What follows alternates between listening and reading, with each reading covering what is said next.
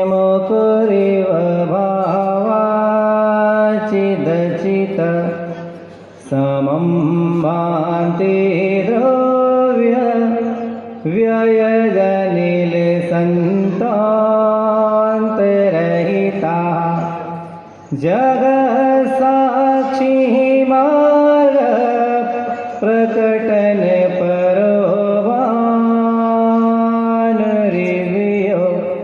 महावीर स्वामी नयन पथगामी भवतु मे महावीर स्वामी नयन पथगामी भवतु मे।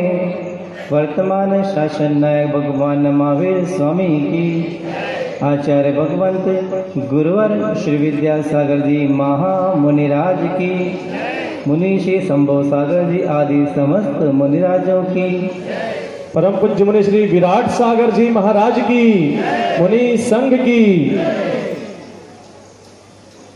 आज दीक्षा दिवस का स्मरण दिवस है, क्योंकि दीक्षा तो 16 साल पहले हो चुकी।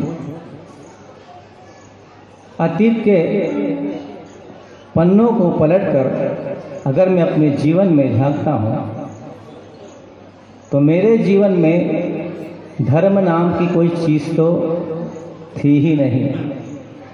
एक दोहे से अपनी उस समय की मनोदशा आपको सुनाता हूँ कि पूजा सूजा सी लगे 70 से भगवान, मंदिर खावन दौड़त है मोए बचाओ राम। कि पूजा पाठ मंदिर के दर्शन करना ये मेरी जीवन शैली में शामिल था ही नहीं। एक बहुत लंबे अरसे तक मुझे याद नहीं है कि मैंने कभी दिन में भोजन किया हो। साल में इक्का दुक्का बार जब परिजन धक्का मार के भेजते कि भाई आज तो 30 से हमारे चले जा दर्शन करा मंदिर के, उस दिन चले जाया करते थे।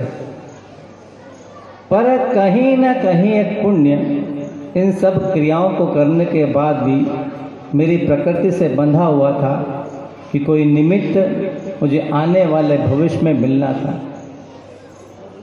सन 1997 आचार्य महाराज की शिष्या हारिका प्रशांतमती जी का चतुर्मास उस नगरी में हुआ जिस नगरी में मैंने जन्म लिया था।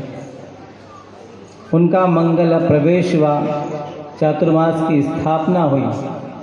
तो स्थापना होने के लगभग 2 महीने बाद एक दिन किसी कार्यवश मुझे वहाँ जाना पड़ा। मैं गया नहीं था, मुझे जाना पड़ा। मेरा बाल सखा जो इस दुनिया में अब नहीं है, वो मेरे पास आया। अब 2 मित्रों की बात तो आप लोग समझते कि आपस में मित्र कितनी सभ्यता से बात करते हैं। आप लोग कॉलेज स्कूल तो पढ़े होंगे और अक्सर फ़ोन पे बात भी करते हैं कि सामने अगर मित्र का फ़ोन आया तो कौन से प्रेम के शब्द वो फ़ोन पे बोलता है। ये सबके साथ घटित होता है, वो मेरे जीवन में घटित होता था। आया, उसने अपने शब्दों की बरसात की और अंतिम शब्द बोला, निकम में किसी काम आएगा कि नहीं आएगा जीवन में। उनके आदेश कह रहे, भाई साहब क्या काम है आपको मुझसे। कहा कि हारिका जी बीमार हैं, उनकी औषधि चलना है, ये औषधि पकड़ तो कम से कम 8 दिन चलाना है, इतना ही कर दे समाज के लिए तो। चलो ठीक है। उन हारिका जी का नाम था सिद्धांतमती जी, जो संघ में 2 नंबर हारिका थी। दूसरे दिन से औषधि लेकर आहारचर्या के समय उनके पीछे पीछे जाने लगा। अब क्रम क्या था, और जब औषधि का क्रम आता था वो देखता है हारिका जी ने कितना आहार लिया, और वो क्रम आते ही उनको अपनी औषधि दी, वंदा में किया और चौके से बाहर। ये क्रम 8 दिन चला। तब थोड़ा सा लगा कि थोड़ा कुछ करना चाहिए। शाम का समय था, मैं फिर से संत निवास पहुंचा। और आरिका जी के चरणों में जाके बैठ गया। तो आरिका जी ने पूछा, क्या आपको भगवान से एलर्जी है? क्या शब्द था? क्या आपको भगवान से एलर्जी है? अब कोई संत ये बात किसी श्रावक से पूछे तो श्रावक क्या बोलेगा? मन ने तो वही कहा कि महा एलर्जी है, महा एलर्जी है।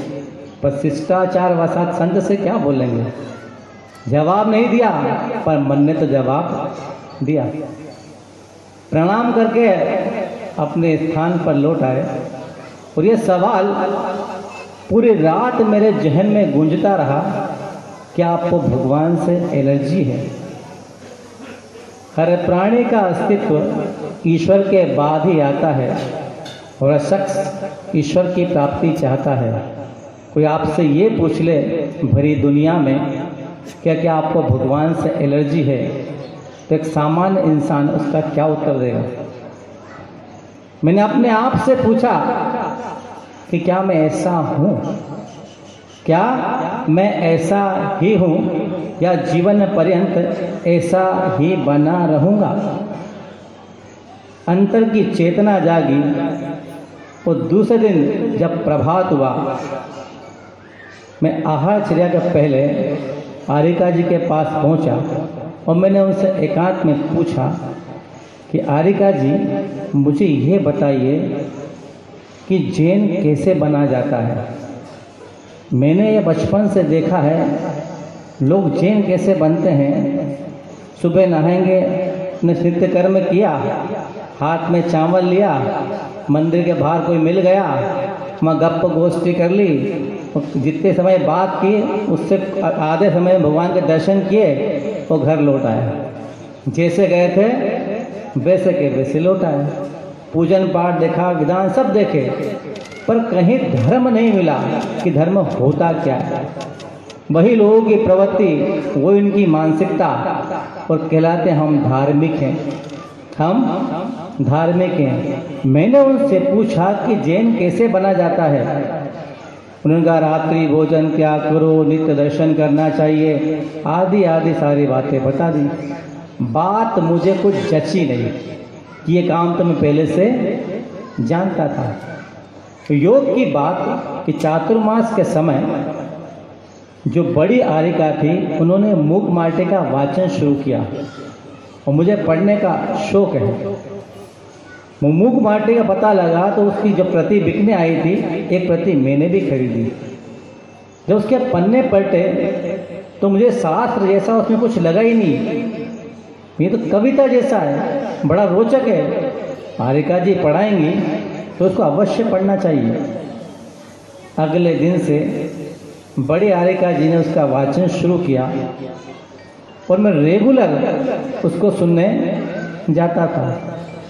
सुनते सुनते सुनते सुनते इतना मग्न हो गया कि जिस दिन वाचन नहीं होता था, मुझे अंदर से बेचैनी होती थी, मुझे अंदर से बेचैनी होती थी।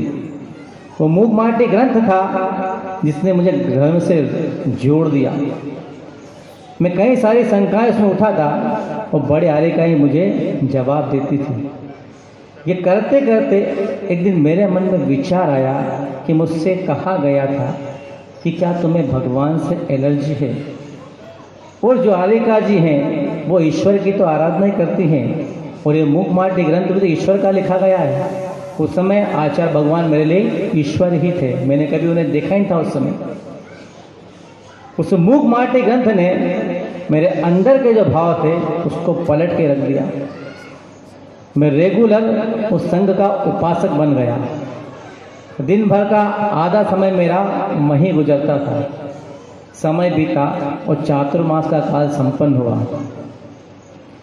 आरिका जी का विहार हुआ और वो जहाँ जहाँ विहार करके गई, वहाँ तक उनके हर 15 दिन में दर्शन करने जाया करते थे। आप लोग बोर तो नहीं हो रहे मेरी बात सुन के? सुन रहे हैं आप लोग कि मेरी आम कहानी है। मैं दुनिया में आया और मरण करके चला जाऊंगा, आ से लेकर म तक, ये मेरी आम कहानी है। इसके बाद कहानी को बदलूंगा मैं, वो मेरी राम कहानी रहेगी जो ऋषभनाथ भगवान महेर के पंथ से जुड़ी हुई है। अभी आम कहानी सुनो, फिर राम कहानी सुनाता हूँ। चातुर्मास उनका संपन्न हुआ और मैं उनके पीछे पीछे जाता रहा। सन 1999 वो पटेरा में विराजमान थी और पहली बार कुंडलपुर के पास जाने का मौका मिला। वो पटेरा ग्राम कुंडलपुर से मात्र 3 किलोमीटर पे है। उनके दर्शन किए तो पता लगा कुंडलपुर पास में जिसकी मूर्ति की बड़ी प्रसिद्धि है। तो हम और हमसे अनुज मुनि विशाल सागर जी, हम दोनों एक ही ग्राम के हैं। दोनों सुबह कुंडलपुर पहुंचे, नीचे के दर्शन किए, चूँकि गर्मी बहुत थी ऊपर जाना ही नहीं हुआ। जब शाम को पटेरा से लौट के कुंडलपुर फिर से आए तो शाम को बड़े बाबा के दर्शन करने गए। और पहली बार जब बड़े बाबा के दर्शन किए तो ऐसा लगा कि ईश्वर इसे कहते हैं, ईश्वर इसे कहते हैं। उस मूर्ति ने शायद मुझसे कहीं बात की थी कि तुझमें वो योग्यता है जो तूने छुपा रखी है, तुझे निमित्त मिला है, उस निमित्त का उपयोग कर ले और जीवन में आगे बढ़ जा। दर्शन करके जब लौट के आया तो मुझे ऐसा लगा कि अब मुझे गुरु चाहिए, पर कहाँ जाऊं? आर्यिकाओं की मर्यादा थी, वो दीक्षा दे नहीं सकती थी।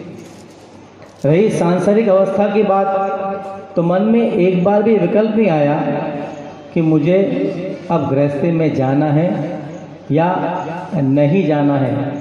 बड़े बाबा ने उन सारे प्रश्नों का उत्तर मुझे एक बार में दे दिया। मैं अगले दिन फिर से आर्यिका जी के चरणों में पहुंचा। मैंने उनसे पूछा, माता जी ये बताइए दीक्षा कैसे ली जाती है? मेरे मुख से यह प्रश्न सुनकर वो भौचक रह गई कि जिस इंसान को भगवान से ही एलर्जी हो वो दीक्षा की बातें क्यों करता है।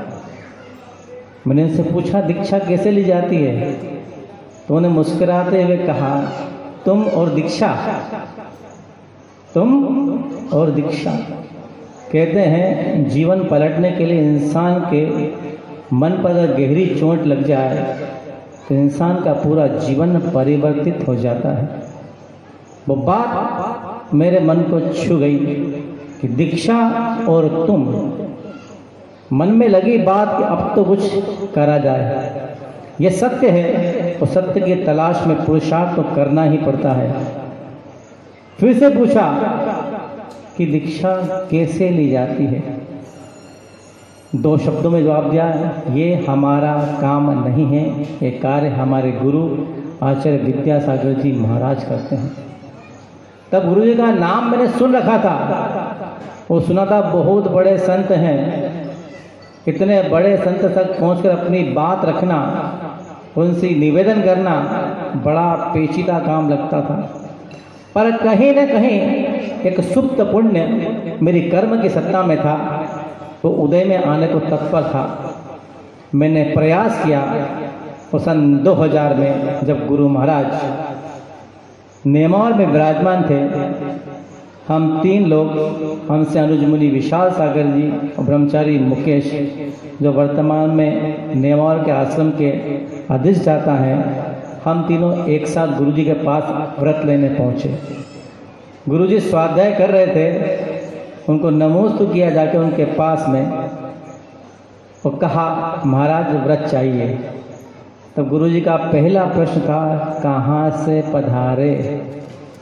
कहाँ से पधारे? इस स्थान का नाम बता दिया। फिर गुरु जी ने शिक्षा पूछी, वो बता दी। उसके बाद गुरु जी मौन हो गए। हमने अपना प्रश्न फिर से दोहराया, महाराज हमें व्रत चाहिए। बोला अपने परिवार वालों को लेकर आओ, अपने परिवार वालों को लेकर आओ। ठीक, गुरु आगे जिनसे व्रत चाहिए उनकी बात तो मानना ही पड़ती। वापिस अपने स्थान पर लोग लौट के आए और परिवार वालों को लेकर गए। पर अक्सर जिनके 10 पुत्र भी हो, चाहे एक पुत्र भी हो, परिवार वाले तो वही करते जो आज तक करते आए हैं। जैसे व्रत की बात करो, उनका रोना धोना, डांटना डपटना सब शुरू हो जाता है, क्योंकि वो अपनी ड्यूटी पूरी करते हैं। एक संतान के हौसले का या उसके चरित्र का सबसे अच्छा सर्टिफिकेट अगर कोई देते हैं तो उसके जन्म देने वाले माता पिता ही देते हैं कि इसमें कितनी कुवत है। उनने अपना पूरा प्रयास किया, पर चूंकि बात तो मेरी थी, मैंने अपना प्रयास नहीं छोड़ा। जैसे तैसे उनको मना कर ले गया। वो कुछ संयोग था कि मेरे जन्मदाता माता पिता उस समय वहाँ उपलब्ध नहीं थे, वो साउथ गए थे अपने ननिहाल मेरे। अब गृह जीवन की दादी को लेकर गया, वो धर्मात्मा थी।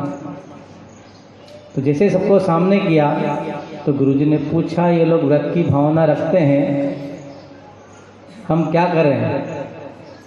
तो दादी धर्मात्मा थी, धर्म समझती थी कि महाराज जैसी आपकी इच्छा हो। फिर सबसे पूछा, किसी ने हाँ किया, किसी ने मजबूरी बताई। 5 मिनट में सारा प्रसंग खत्म हो गया। बात वहीं की वहीं स्टेबल हो गई, न बात आगे बढ़ी न पीछे गई। अब लगा कि मौका चुके तो फिर हाथ नहीं लगेगा। सबको विदा कर दिया और हम लोग तीनों भाई लगभग 20 दिन तक नेमावर में रहे। रोज सुबह शाम गुरुजी से व्रत के लिए निवेदन करते। तब गुरुजी 3 बातें हमको कहते थे। वो बात लगभग उन्होंने हमें रोज कही है बात। रोज हम निवेदन करते और गुरुजी रोज दोहराते, बोलते तुम मारवाड़ी हो, तुम कमजोर होते हो और मैं तुम पर भरोसा नहीं करता। ये बात वो रोज कहते थे। इस बात का आधार यह था कि उसके कुछ दिन पहले ऐसी घटनाएं घटी थी कि खंडेलवाल परिवार के कुछ लोग अपनी संतान को वहाँ से बिना बोले उठाकर अपने घर ले गए थे। ये गुरुजी की अनुभूति में था, उनके अनुभव में था, इसलिए वो बात हमको रोज दोहराते थे। गुरुजी अपना काम करते रहे और हम लोग अपना काम करते रहे। 20 दिन बीतने के बाद गुरुजी का मन कुछ पिघला और शाम का समय था 13 जुलाई का। वही निवेदन किया जो रोज करते थे। गुरुजी बोले अब तो शाम हो गई, अब तो शाम हो गई। मतलब गाड़ी ने प्लेटफॉर्म थोड़ा सा छोड़ा है, अब तो शाम हो गई। मतलब सुबह प्रयास किया जाए तो सफलता मिल सकती है। प्रातः हुई, फिर पहुंच गए। गुरुजी बड़े खुश थे, तीनों को देखा मुस्कुराए, पर बड़े भक्ति भाव से महाराज अब तो व्रत दे दो।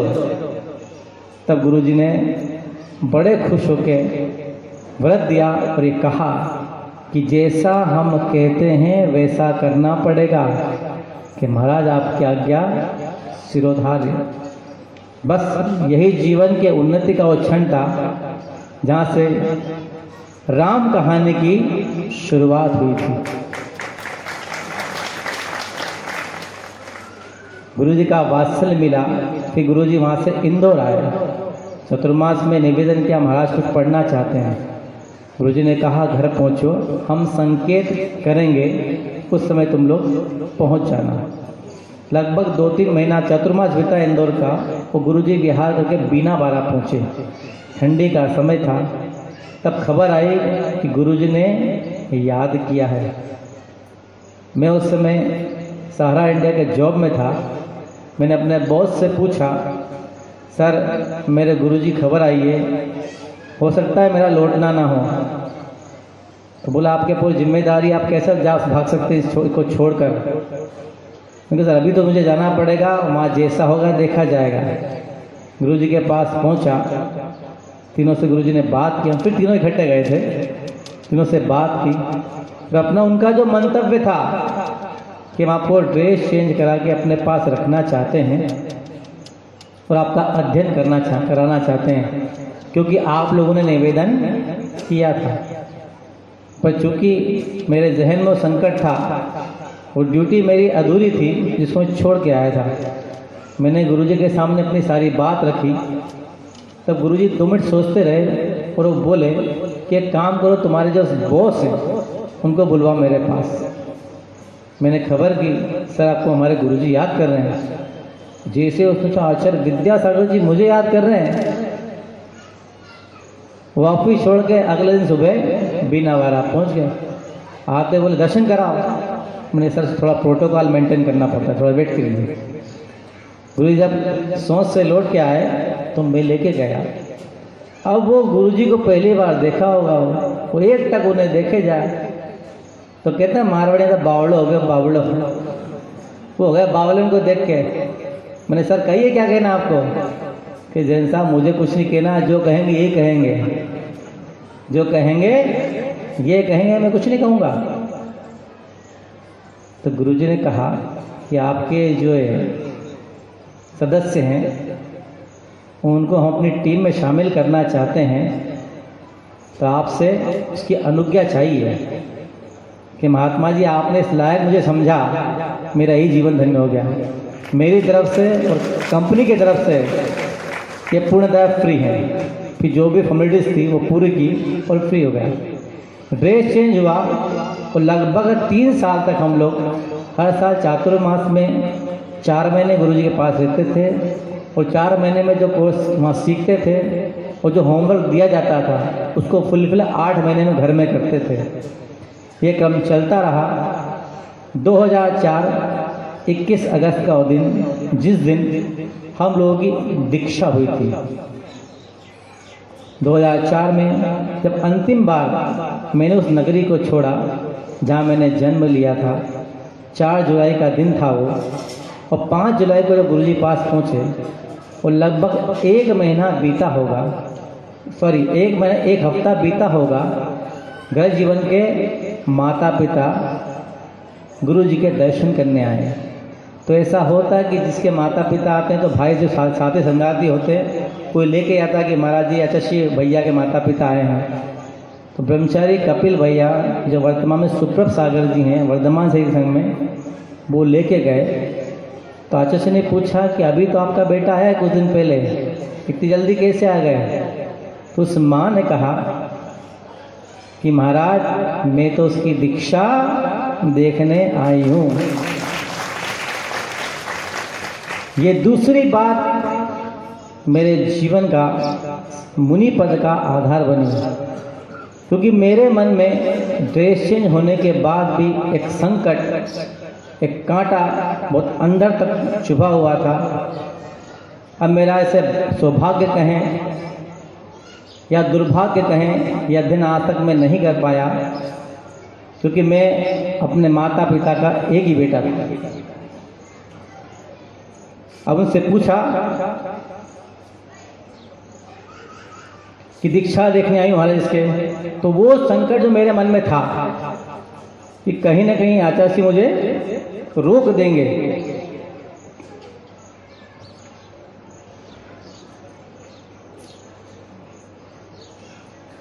उस माँ की ये कृपा है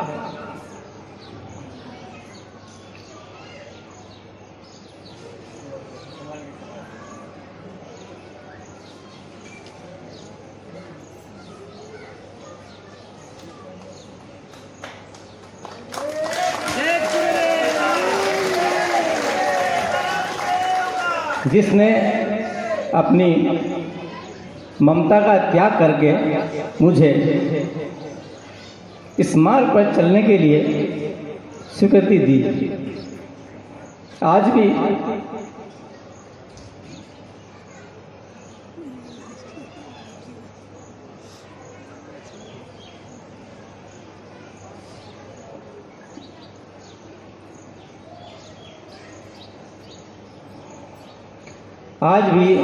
इतना वर्ष होने के बाद भी मैं इस उपकार को अपने जीवन में महसूस करता हूँ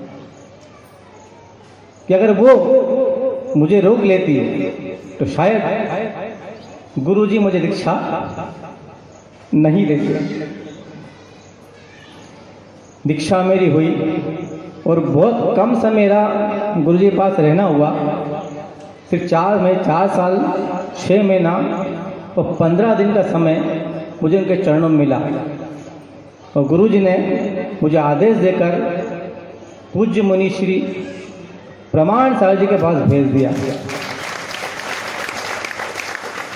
मैंने उनसे कहा, महाराज इतने बड़े साधु हैं और मुझ में तो कोई योग्यता है ही नहीं जो साधु संग छोड़कर बाहर जाना चाहते हैं। आप उनसे कह दीजिए, वो चले जाएंगे।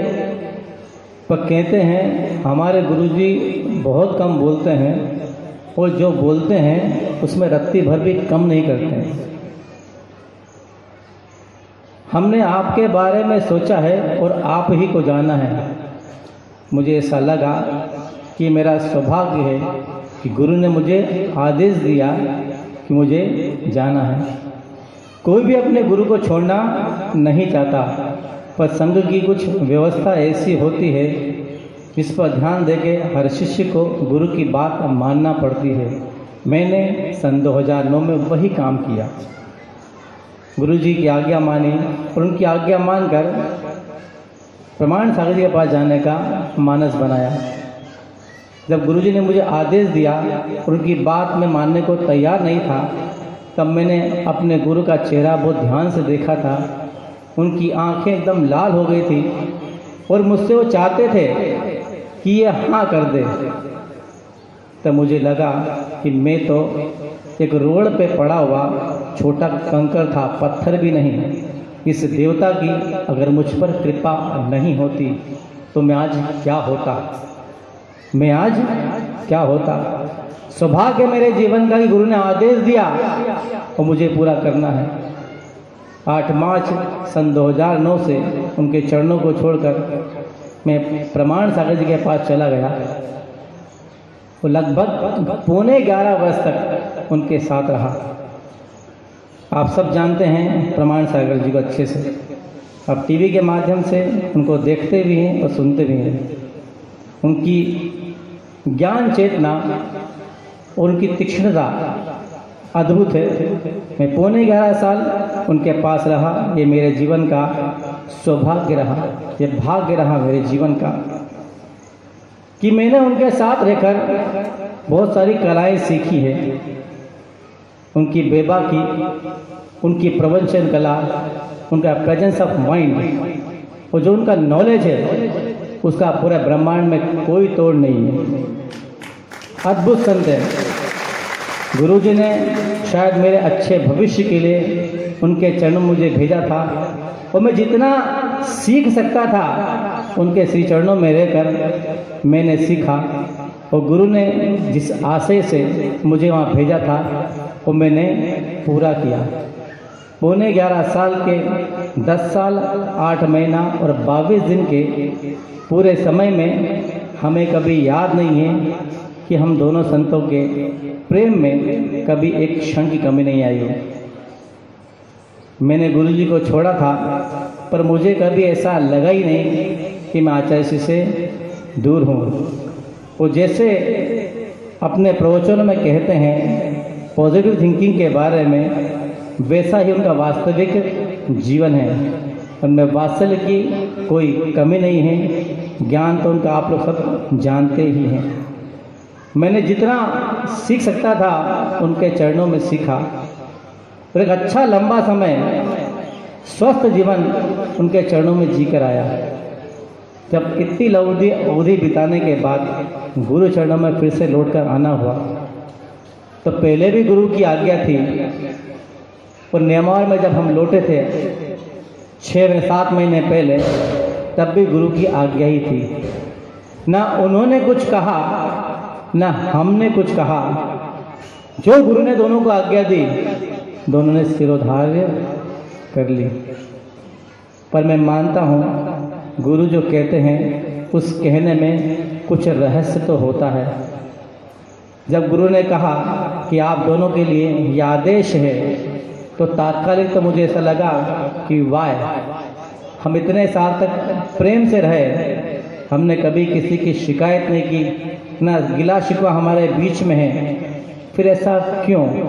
और यह बात हमने गुरुजी के सामने भी रखी थी कि महाराज कई सारे लोग ऐसे हैं जो संग हम दोनों से जुड़े हुए हैं। कल दुनिया हमसे बात पूछेगी कि महाराज इतने साल रहने के बाद भी जिसे लोग राम लक्ष्मण की जोड़ी बोला करते थे, ऐसा क्या हुआ?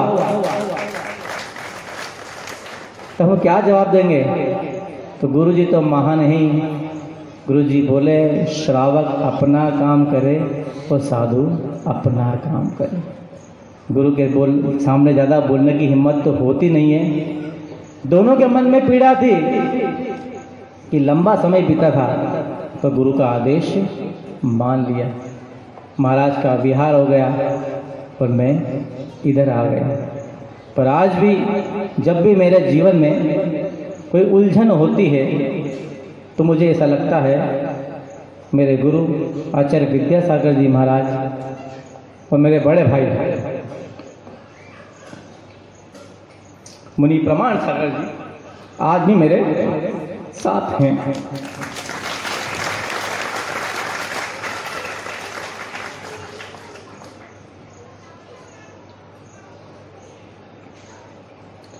उनकी कमी आज भी मुझे बहुत फील होती है कि मैंने उनसे बहुत कुछ सीखा है और वो समय मेरे जीवन का मील का पत्थर था। मैं अपने मन की पीड़ा कभी किसी को कह नहीं पाता, और आज न जाने तो पीड़ा जो कई महीनों से मैंने अपने अंदर रोक रखी थी वो शायद निकल गई। वो उपकार उनका मेरे जीवन पर हमेशा रहेगा। तो मैं चाहूँगा कि जो मुझसे कहना चाहते थे मैं करके दिखा दूँ। जब भी मैं कहीं उलझ जाता हूँ तो उनके द्वारा सिखाई गई बात मुझे बहुत संबल देती है और मैं अपने आप को संभाल लेता हूँ। हम साधक लोग हैं, कहीं ना कहीं हमारा भी किसी से अटैचमेंट तो हो ही जाता है। तो गुरु का आदेश है कहीं कि दोनों के प्रेम में कोई कमी नहीं, उनकी छाया मुझ पर हमेशा बनी रहे, ये भगवान से प्रार्थना करता हूँ। हम लोगों गुरु ने 11 लोगों का संग बनाकर विदा किया। मेरे पास जीवन का अनुभव और पूज्य मुनि श्री के पास 25 साल की साधना है। हम सभी साधक बड़े प्रेम से अपने संग में रहते हैं। चूँकि अतीत की यादें कहीं न कहीं इंसान को परेशान तो करती है, पर मुझे ऐसा लगता है कि जो वर्तमान है साधु को उसी में जीना चाहिए। अपने मन को समझाता रहता हूँ, जितना मुझसे बनता है इस मोक्ष मार्ग में सहयोग करने के लिए उतना करता रहता हूँ। पर सभी 11 मुनिराजों में हम सभी में अटूट प्रेम है और ये गाड़ी हमारी रोज निर्बाध गति से चलती रहती है। गुरुजी ने भेजा इसी विश्वास के साथ कि तुम लोगों ने इतनी साल की तपस्या करके जो कमाया है वो समाज को देने का अवसर आया है, पीछे मत हटना। गुरुजी एक बात कहते हैं कि मुझे जितना देना था मैं तुम लोगों को दे चुका, अब मेरे पास देने के लिए आशीष है, और जो तुमने मुझसे पाया है वो समाज को दो और अपना उत्थान करो। पहले भी गुरु का आदेश था और आज भी गुरु का आदेश है।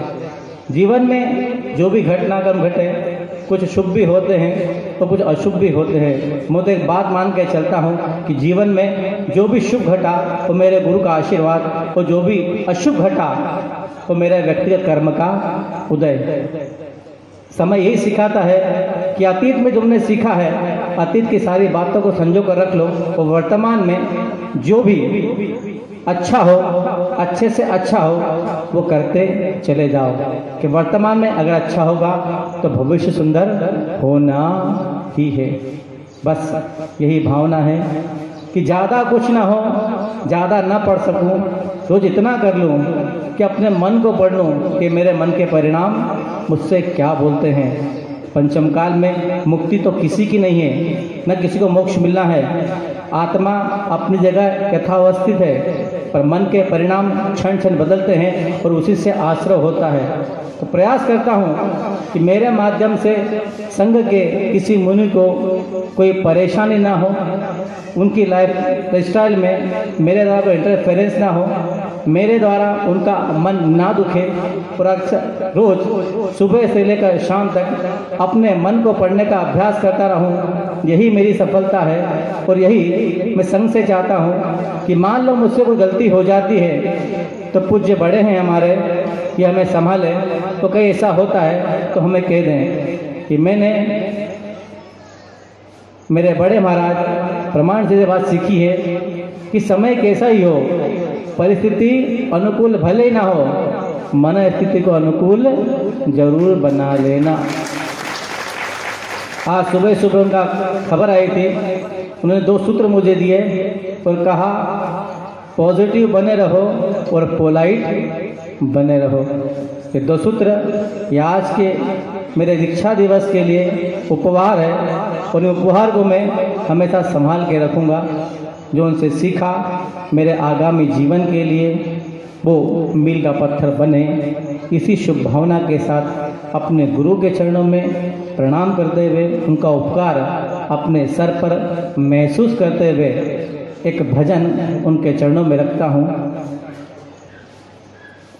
बिन तेरे गुरुवर मेरा हर गीत अधूरा लगता है, बिन तेरे गुरुवर मेरा हर गीत अधूरा लगता है, बिन तेरे जीवन का हर संगीत अधूरा लगता है।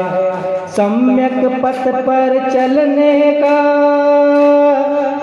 सम्यक पथ पर चलने का संकल्प अधूरा लगता है, बिन तेरे गुरुवर मेरा हर गीत अधूरा लगता है।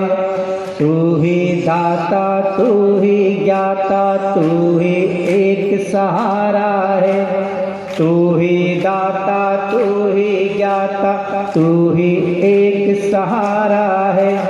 इस धरती को पावन करने प्रभु ने तुम्हें उतारा है, इस धरती को पावन करने प्रभु ने तुम्हें उतारा है। बिन चंदा बिन तारों के, बिन चंदा बिन तारों के आकाश अधूरा लगता है, बिन तेरे गुरुवर मेरा हर गीत अधूरा लगता है, बिन तेरे जीवन का हर संगीत अधूरा लगता है। तेरे पावन दर्श से महका मन का हर एक कोना है, तेरे पावन दर्श से महका मन का हर एक कोना है। मेरे गुरुवर, मेरे गुरुवर, मेरे गुरुवर इस दुनिया में बिना खोट का सोना है, मेरे गुरुवर इस दुनिया में बिना खोट का सोना है। बिन फूलों बिन कलियों के, बिन फूलों बिन कलियों के हर बाग अधूरा लगता है, बिन तेरे गुरुवर मेरा हर गीत अधूरा लगता है, बिन तेरे जीवन का हर संगीत अधूरा लगता है। बोलिए बोलिए आचार्य भगवंत गुरुवर श्री विद्यासागर जी।